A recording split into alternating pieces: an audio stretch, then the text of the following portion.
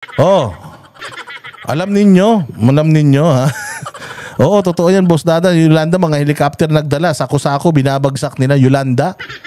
Wala nga nung Yolanda, puros kagaguhan din yung nangyari nun eh.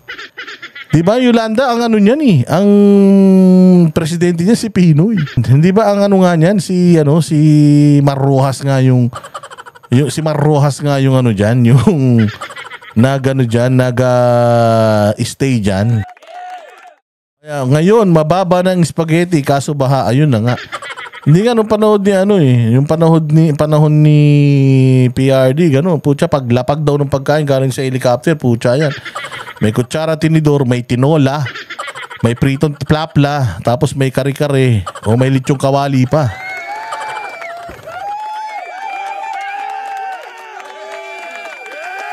Oh, sabi nito, kung may paraan talaga, Boss Dada, may magagawa, pero kung ayaw, hindi ayaw.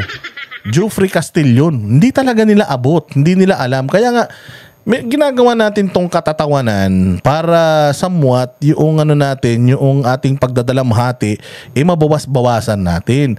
Kahit papaano yung kalungkutan natin, medyo mabawasan natin. Pero sa totoo po, ang problema kasi dito, wala talaga sa isip at puso nila wala silang pagmamahal sa Pilipinas. Yun ang katotohanan dito, mga boss.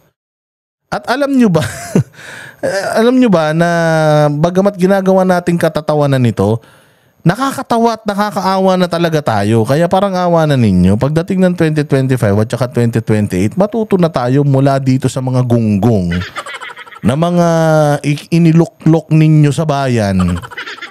Yung mga tanga na iniluklok ninyo sa bayan, nakakatawa, di ba? Pinapatawa ko kayo. Pero sa totoo lang, putang ina, kasalanan nyo lahat to eh. Nasaan na ang mga amphibious boat ng military? Wala na. Tangina yung mga amphibious, puros ano na lang. Puros mga ambitious na lang, hindi na amphibious. Kasalanan nyo to. Pinag-ano nyo yan eh. Pinagbubuton nyo yung putragis na yan. Hindi tayo lahat. Kayo pala. Hindi kayo nakinig kay Duterte. Na walang kwentang tao ito eh. O kita nyo nangyayari sa bayan natin. Saan ka makakita ha? Na ang Pilipinas ay isa sa laging tinatamaan ng bagyo sa buong Asia. Lagi yan. Oo. Ano tayo? Storm-stricken country. Archipelagic country tayo. Napakarami nating tubig, wala tayong tubig na mainom. Napakaraming tubig, putya yan, yung mga bahay, pinababayaan pa nating magtayo sa tabi ng mga ilog. So talagang yung bayan natin, paatras, hindi tayo paabante, mga bossing. Hindi tayo paabante, bakit? Hindi lang naman ngayon nagkaroon ng bagyo dito sa bayan natin. Ang tagal-tagal na nagbabagyo rito, hanggang ngayon nagugulat pa tayo. Anak ng tinapay naman. Tangina. Yung pagdating nga ng Pasko, ng bagong taon, ng mga birthday natin, na-anticipate nga natin eh. Alam nga natin na pag birthday natin laging umuulan eh. Kaya nga tag-ulan yung birthday ko. Kaya pagka nag-i-invite ka, 'di ba, dinadala mo sila sa restaurant na lang. Hindi ka na nagpapabidyoke sa labas ng bahay kasi lagi namang hindi makapag-bidyoke, nababasa yung bidyoke. Na-anticipate natin lahat ng mga okasyon sa Pilipinas eh. Alam nyo, parang mga okasyon na din itong bagyo. I-expect na natin yan. And by saying i-expect na natin yan, dapat pagdating nito, lagi tayong handa. Dapat bago pa dumating yung bagyo, nakakapag-mobilize na tayo. Dapat bago pa tumama yung bagyo, yung mga kagamitan natin naka-ready na, nandoon na sa lugar na yun. Para by the time na tumataas pa lang yung baha, putya yan, napupuntahan na natin yung mga tao. Tumataas na yung baha, halika na, punta na kayo rito. Mantakin mo, ang daming mga tao na na-stranded, ang daming mga tao na nasa bubong ng mga bahay nila. Alam nyo kung bakit? Kasi nga, pati sila, hindi nila alam na may papasok na bagyo. Saan ba natin nalalaman na may bagyo? Malalaman mo na may bagyo sa balita pag sinabi ni Ernie Baron. Ngulat ng panahon. Ito po, parating po ang bagyo. Galing po ito sa bansang India. Ito po ang nagawa nito sa bansang India, kalunos-lunos. Kaya pagdating dito sa Pilipinas, ay siguraduhin po ninyo na nakatali ang mga bewang ninyo sa mga mister nyo.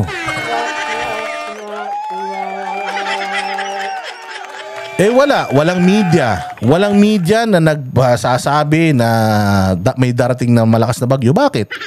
Puro Inday Sara, puro Quadcom, puro Pastor Kibuloy. Ganun na lang mga balita. So ayan, gulat na gulat yung mga to. Puta, may bagyo pala. Kaya nanonood lang kayo kay Boss Dada kanina. Kaya siguro sa susunod aanuhin ko na to. Baka bago tayo magtapos, mag-ano na ako ng ito po ang lagay ng panahon. Pag may knowledge, may power. Baka ganun na gawin ko sa live stream ko para naman hindi na nakakahiya sa mainstream media. Ang masaklap nito, baka talagang wala nang nanonood sa mainstream media. Wala nang nanonood sa mainstream media, kaya siguro hindi na rin natin alam na magkakabagyo dahil puro fake news yan. Pagka mainstream media, fake news yan. Yung bagyo na yan, hindi totoo yan. Bantayan mo sarili mo. Dapat pati bagyo. Grabe naman si Alec Banday. Hindi naman siya ang pag-asa.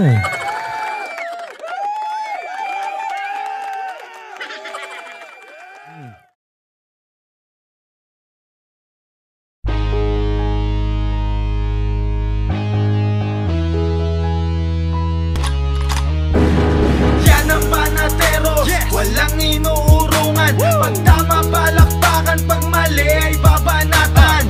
Yan ang Banateros. Boses ng ordinaryong Pilipino. Banateros ay walang makakaawan. Walang inuurungan. Banateros ay tinutulungan. Mga ordinaryong Pilipino, bawat mali tinututukan. Handang ituwid mga baliko, kasagutan sa tanong matino. Banateros ay hindi hihinto, sa tungkulin di mabibigo. Yan ang Banateros, walang inuurungan. Pag tama palakpakan, pag mali ay babanatan. Yan ang Banateros, boses ng ordinaryong Pilipino. Banateros ay walang makakaawan. Yan ang Banateros, walang inuurungan. Pag tama palakpakan, pag mali ay babanatan.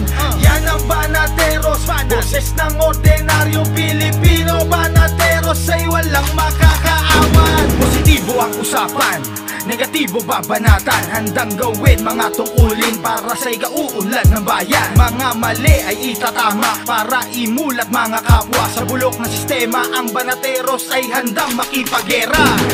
Yan ang Banateros, walang inuurungan. Pag tama palakpakan, pag mali ay babanatan.